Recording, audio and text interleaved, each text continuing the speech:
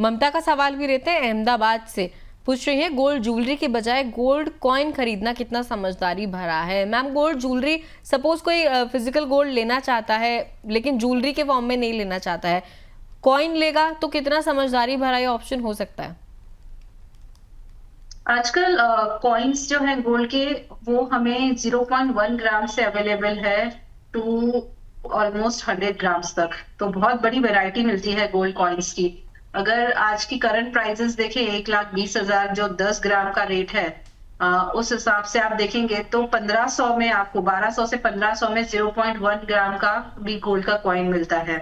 तो अगर आपको कम अमाउंट में ज्वेलरी खरीदनी है, सॉरी गोल्ड खरीदना है और इन्वेस्टमेंट के लिए खरीदना है, तो यस, कॉइन्स खरीदना is also the best option. Because investment के लिए जब भी गोल्ड खरीदें, जितना हो सके don't spend on making charges. अगर आप ज्वेलरी खरीदेंगे तो आपको मेकिंग चार्जेस देने ही पड़ेंगे। कॉइन्स में मेकिंग चार्जेस होते हैं बट बहुत मिनिमल होते हैं। सो इट्स बेटर, इन्वेस्टमेंट के लिए खरीद रहे हैं तो कॉइन्स खरीदे, बट आपका यूसेज है, अगर फ्लॉन्ट करना है, दिखावा करना है, पहन के आपको उसे फिजिकली फील करना है, तो यस, फिर आप ज्वेलरी खरीद सकते हैं। फिर ज्वेलरी खरीद सकते हैं, लेकिन जैसे कि मैम ने कहा जितना हो सके मेकिंग चार्ज से बचिए, थोड़ी दूरी बनाकर चलिए, कम से कम मेकिंग चार्ज आपको देना पड़े। फिजिकल गोल्ड ही लेने जा रहे हैं, कॉइन अगर ले भी रहे हैं तो मैम ने बताया कि बहुत ही कम रेंज में भी कॉइन्स आपको मिल जाएंगे, 12 से 15 हज़ार से भी स्टार्टिंग है, तो आप उस ऑप्शन को भी ऑप्ट कर सकते हैं।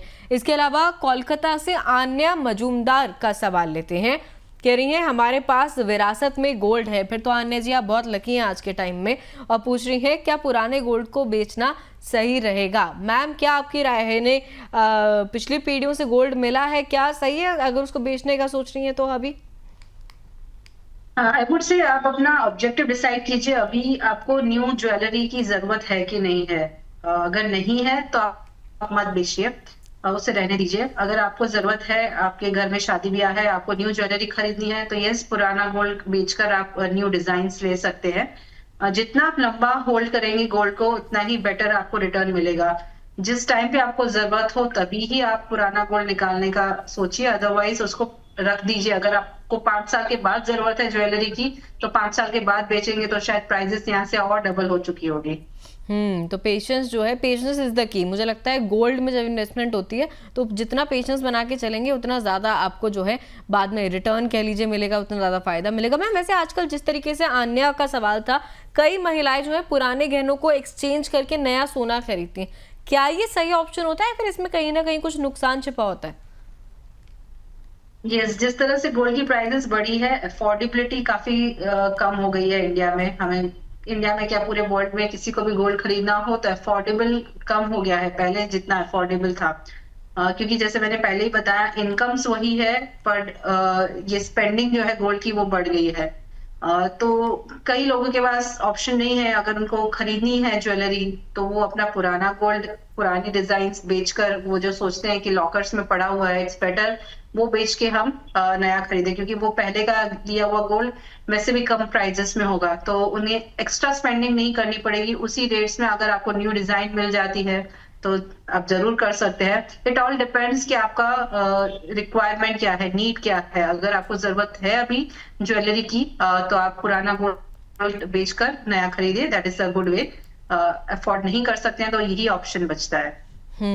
ठीक है मैम। वैसे अगर एक पूरा मैं फाइनल सवाल पूछूं, क्योंकि हमारी काफ़ी लंबी चर्चा हुई कौन सा ऑप्शन महिलाओं के लिए सही है, गोल्ड लेने जा रही हैं तो फिजिकल गोल्ड कब लें, किस तरीके से, क्या क्या ऑप्शंस हैं फिजिकल गोल्ड लेने के भी, क्या कुछ ध्यान में रखना चाहिए, और अगर निवेश कर रही हैं तो फिर क्या क्या ऑप्शन है। मैम अब जो है सवाल लाख टके का कह लीजिए, सोना अभी चढ़ेगा या गिरेगा? साल 2025 के एंड तक इसे आप कहाँ देख रही हैं? जैसे मैंने बताया कि इस साल अनसर्टेनिटीज का एक साल रहा है। 2025 जो ईयर है, it is the year of uncertainties. और लगता है कि आगे चल के भी नेक्स्ट 2-3 महीने ये अनसर्टेनिटीज कंटिन्यू रहेगी। तो मुझे लगता है कि बाय द ईयर एंड शायद हम गोल्ड की प्राइसेस को 1,25,000 के आसपास तक जाते हुए देखें, जो यहाँ पे अभी 1,20,000 के आसपास है। तो by the end of this year मुझे 1,25,000 तक प्राइसेस दिख रही है। एंड मुझे लगता है करेक्शंस आएंगे, स्पाइक्स भी आएंगे, बट जो स्टेबल रहेगी प्राइजेस, जो हमें न्यू नॉर्मल समझना चाहिए, वो है गोल्ड की प्राइजेस 1 लाख के ऊपर, 1 लाख के नीचे नहीं जाने वाली है। जो भी करेक्शंस आएंगे उसमें प्राइजेस 1 लाख से 1,05,000 तक जा सकती है। जैसे मैंने बताया 5-10% का करेक्शन आ सकता है। But given this atmosphere environment of uncertainty, लगता है कि ये बुल रन कंटिन्यू रहेगा। एंड पिछले 20 सालों से गोल्ड ने 13 से 14% का CAGR रिटर्न दिया है। इस साल सबसे ज्यादा है, 50% के रिटर्न मिले हैं, बट एवरेज रिटर्न जो मिला है 13 से 14% मिला है हर साल।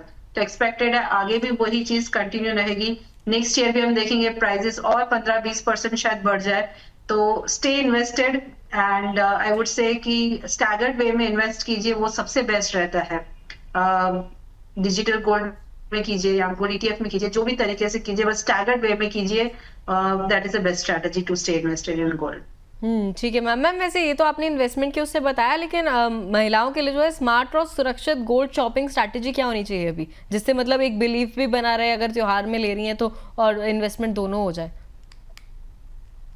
आई वुड से कि दोनों तरीके से आप खरीदें। जैसे ऑस्पिशियस डेज जो है, जैसे धनतेरस, दिवाली एंड अक्षय तृतीया, ये जो 2 दिन है, इस टाइम पे आप इसको एक बैलेंस स्ट्रैटेजी की तरह समझिए कि आप थोड़े अमाउंट में कॉइन्स या ज्वेलरी खरीदिए, फिजिकल गोल्ड खरीदिए इन दोनों ऑस्पिशियस डेज पर, जो आपको रिक्वायरमेंट हो।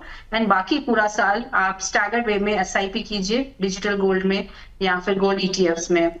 आगे चल के उसका आपको ज्वेलरी में कन्वर्ट करना है, कैश आउट करना है, रिडीम जैसे भी करना आप कर पाएंगे, पर इन्वेस्टेड रहिए, हर महीने थोड़ा थोड़ा करते रहिए। That is the best way.